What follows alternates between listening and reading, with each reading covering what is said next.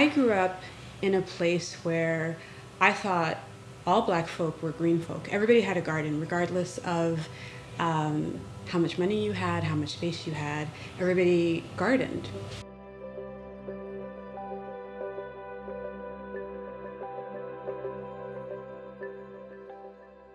I had a really hard time going to local natural beauty stores.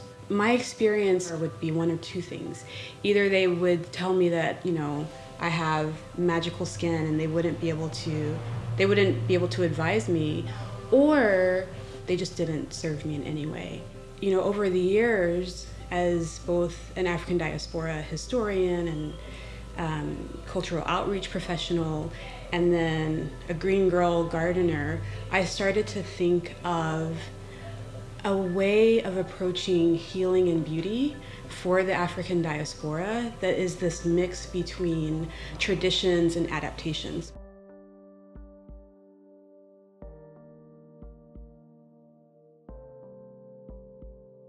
I think the hardest thing for me was to commit myself to the field of beauty because I didn't understand how I could make social change. I didn't understand how I could be an activist in the beauty field.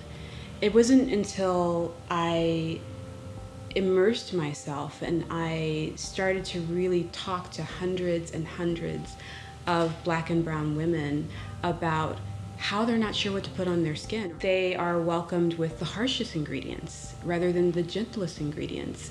I couldn't figure out why women of color weren't coming through my doors.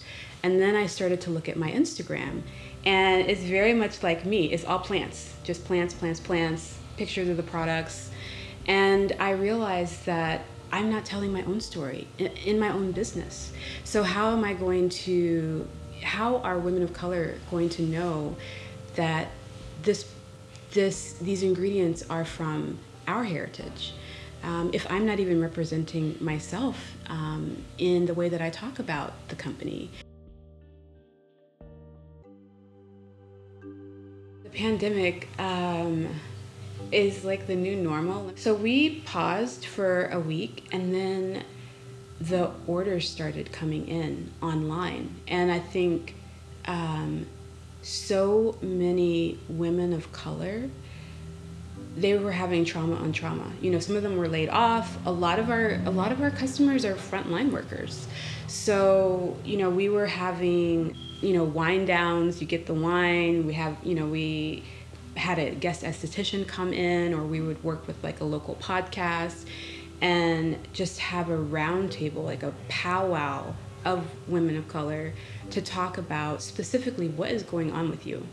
And even before we talk about skincare, just checking in, how are things going? So immediately that digital community intensified for us. So right away, me and my small team had to figure out how are we going to cope with an influx of e-commerce that, we had the skeleton for, but now the meat was coming and it just kept coming.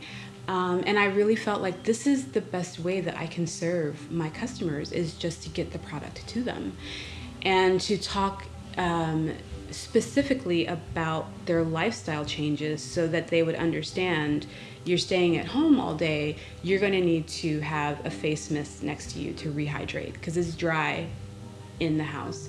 What I realize now is that I'm the foundation.